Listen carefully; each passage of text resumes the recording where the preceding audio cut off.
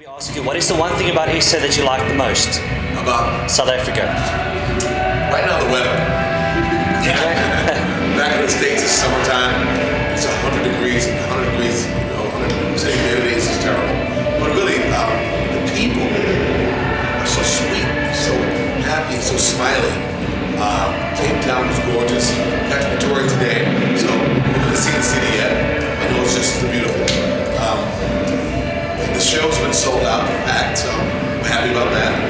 Just fantastic time. Duncan, if I can maybe ask you, why is it that you guys have made it in an industry where somebody else or other people has failed before? What makes you different? I can answer that because we failed and kept going.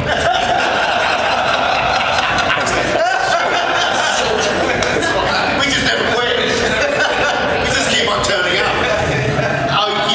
I think it's a lot of things. It gets down to having great music, having great songs. It gets down to great management. It gets down to having a group of guys that have been together for a long time.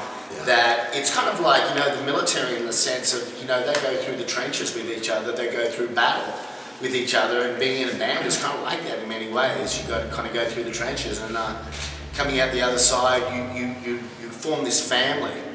And there's a lot of times I spend more time with these guys than I do with my wife and my children. So out of that comes this kind of this solidarity that's very hard to crush, especially, we've been doing it for a few years now, and coming out the other side, it's not just one thing, it's not just great songs, it's not just that, it's about 15 different things put together, and that's why a lot of great bands fail, is because they're lacking in certain things, and we've just been very fortunate and lucky in a lot of sense too. As Frank always says too, Jeff always says, stay the course. I mean, we had rough times. I joined the band 7 years ago now, and it's been like a whirlwind. We've been the best times of our lives. From my time at DC Talk and their time at Newsboys before this transition, we're enjoying the best time of our lives right now. It's a brand new band. We're selling out arenas in America. It's going crazy. These are the good old days. These are the good old days right now. But if at first you don't succeed, stay the course. We've been pretty tenacious, that's for sure. Michael, how did you know that this is your calling and this is what you need to do for the rest of your life? How did you know specifically?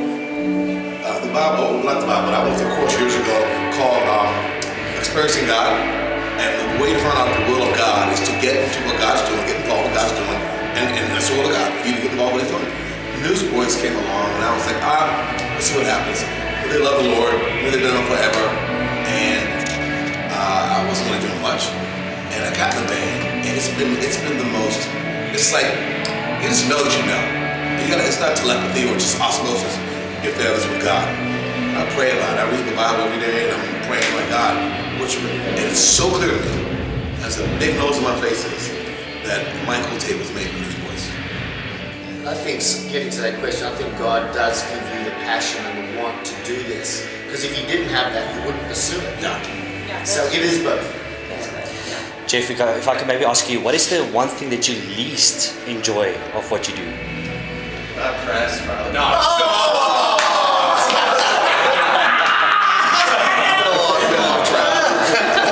There's not a lot about it that's not enjoyable. I mean, I think anybody who gets to do what they love for their job is a blessed person. And I think, but there is the reality. It's not the normal everyday life that most people experience, and that definitely takes some getting used to. We're all older. We all have families, old kids. So sometimes when you're on the complete other side of the earth and your wife is pregnant, it can cause a little bit of tension at times. But overall, there's not a lot about it. We always joke about it. It's like being able to be a kid as an older person. It is. Like who gets to hang out with their friends all the time? That's good. Do what they love. It is a lot of fun. Are you planning God's Not Dead number 2? Yes. The movie, yes. Yeah. It's already been filmed. Okay. We're filming our scenes in a couple of weeks, and then it'll be out in Easter of next year.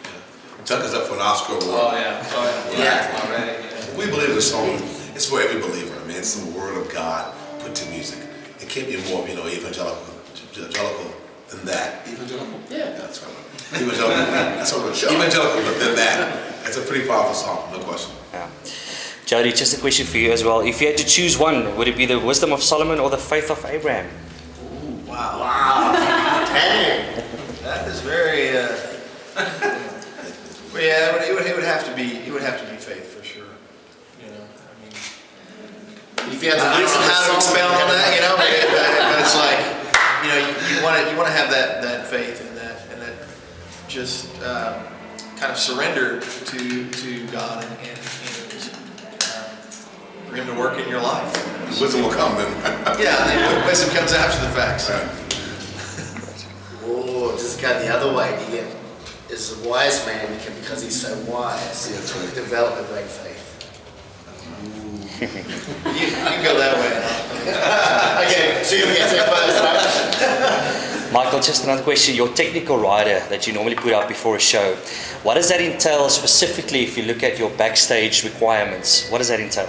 Green M&Ms, peanut M&Ms, Swedish fish, water, and a masseuse. That's not true. It's fun for the press. Come on, have fun.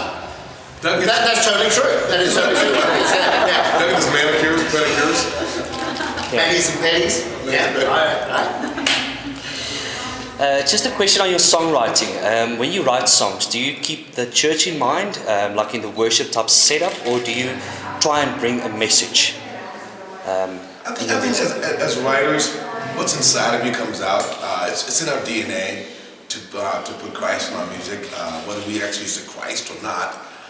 Some songs like Change the World, talking about it from a social standpoint, and songs that we believe in. Our dad are very vertical and blatant. But you know, the apple doesn't fall from the tree. And when you know Christ inside your heart, you're not gonna write about you know Sex, drugs, rock and roll. Exactly. Yeah. Thank you. Right.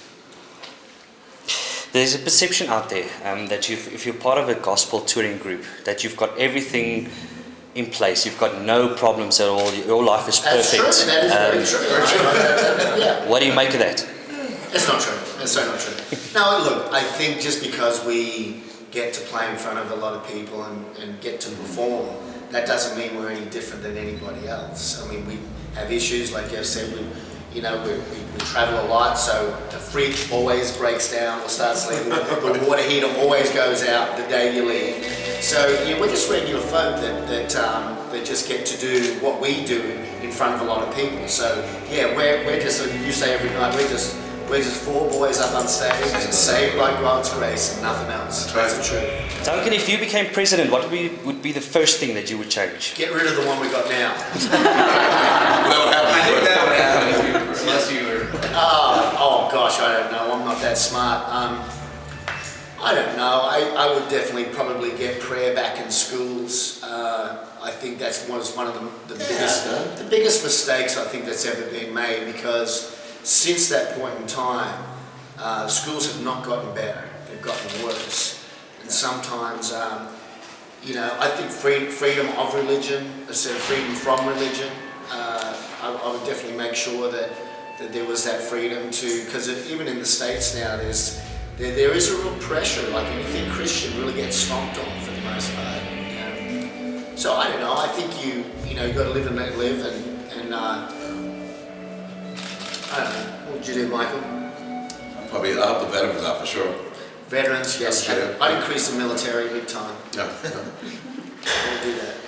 Repeal Obamacare, some things like Repeal that. You're finishing up the tour tomorrow in Joburg. Where are you off to next?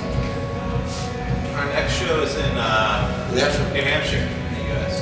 Yeah, stuff. It was only like 3 nights ago we were in Iowa. Yeah, it's crazy. It's pretty crazy. Yeah, so we're home for about 2 days in New Hampshire, then Colorado, then after that, I don't know. We do about 155 shows a year. Yeah. So we don't keep track of it. So we say we flew so far from Iowa to get here.